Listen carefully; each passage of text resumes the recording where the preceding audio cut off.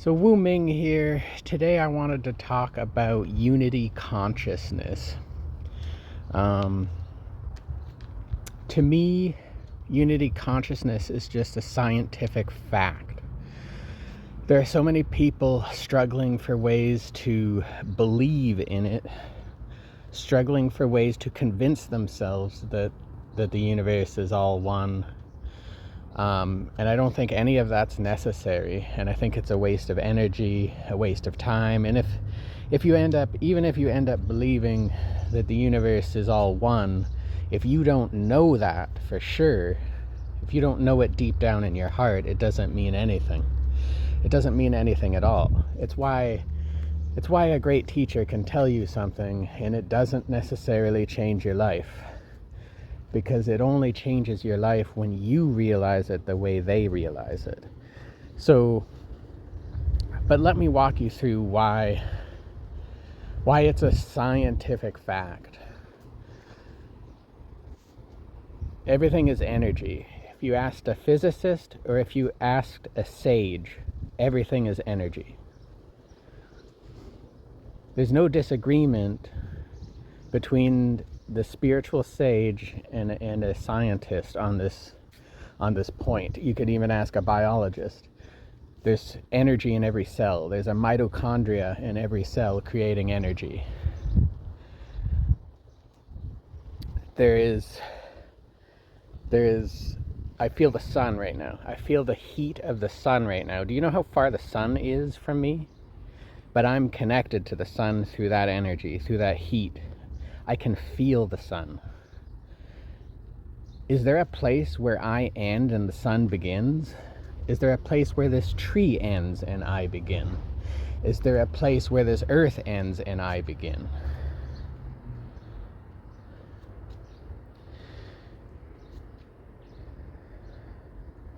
The air. There's matter. There's air between me and everything here. And that air also has energy. That oxygen has energy. And life needs oxygen. Or some life needs carbon dioxide, like the trees and the plants. And that life creates oxygen. And our life needs oxygen, and we create carbon dioxide for them. Do you see the symbiosis? Do you see the connection? Do you see the oneness, the harmony that we all live in? That one of us, if you pull one piece of the puzzle out, it all falls down. It's like Jenga or whatever. If you pull the wrong piece, the whole thing falls down. Yet it doesn't fall down. Look at it. It's all just here. It's all just here.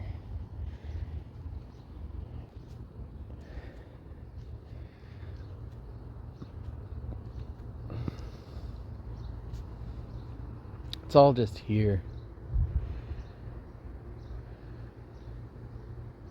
So every cell, every piece of matter is made of energy. Einstein said E equals mc squared. What does that mean? I mean, it has some other connotations, but it is saying energy equals what? Either way, energy equals matter is the end result of that equation. And matter therefore equals energy. So, and what is not matter? And you could even say that there's space between the matter, But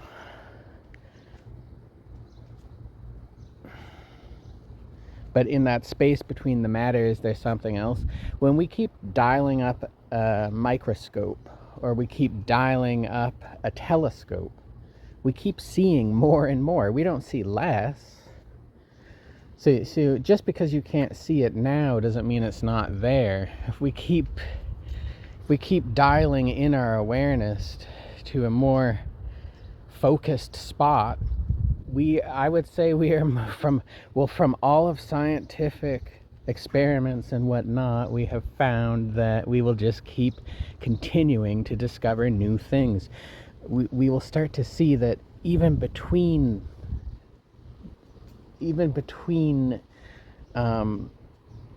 particles, atoms, even between subatomic particles, even between quarks, however small we go, we will see there's still something there connecting it all. And then even what is that space between, even if there's a space between it, what is that space between it? Are we not connected by that space?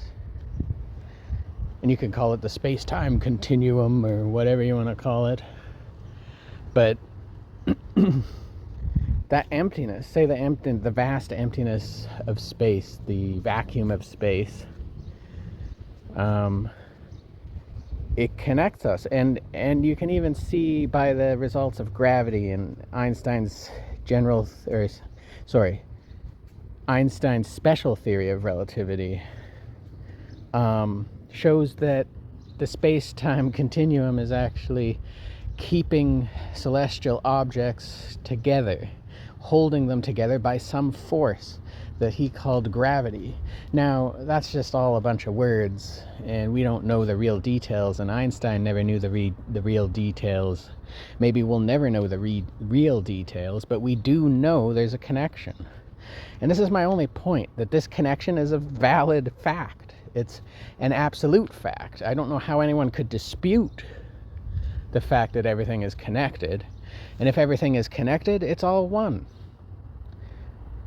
It's the only way to count it. Or one or nothing, you know? It's one or nothing. And nothingness is somethingness, and somethingness is nothingness. How do you judge nothingness without somethingness? How could there be nothingness without somethingness? How could there be somethingness without nothingness?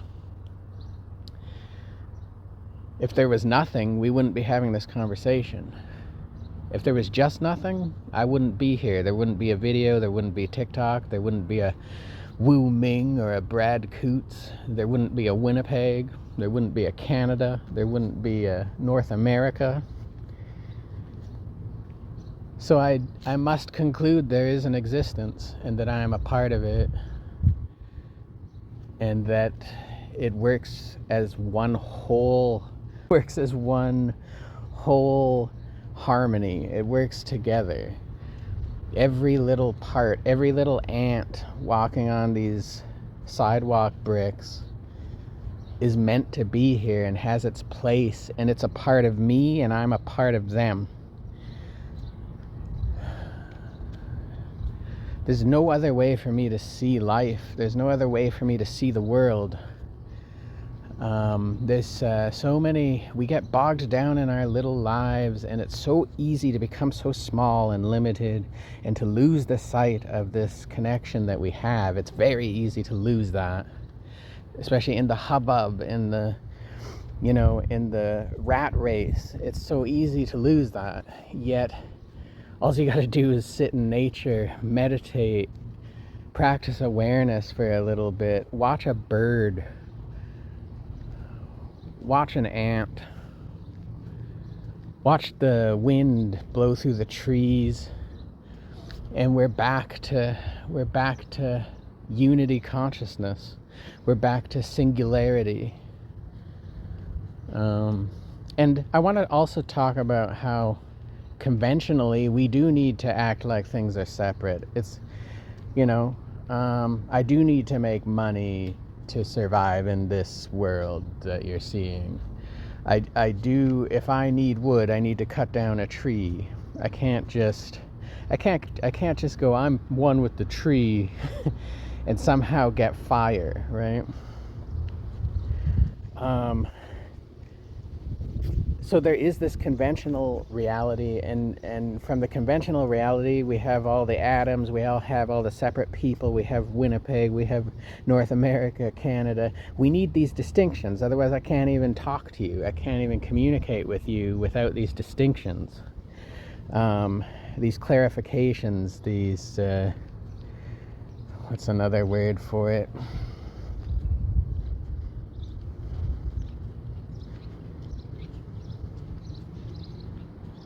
These classifications, I guess.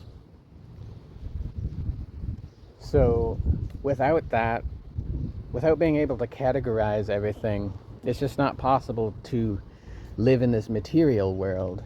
But there is this spiritual reality to it all as well. And you need to be able, to me, enlightenment is is harmonizing these two things, the conventional wisdom and the absolute wisdom. You could call it other things too.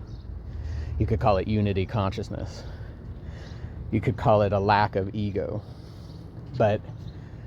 But when you can learn to live in the material, but as a spiritual being, that's true enlightenment.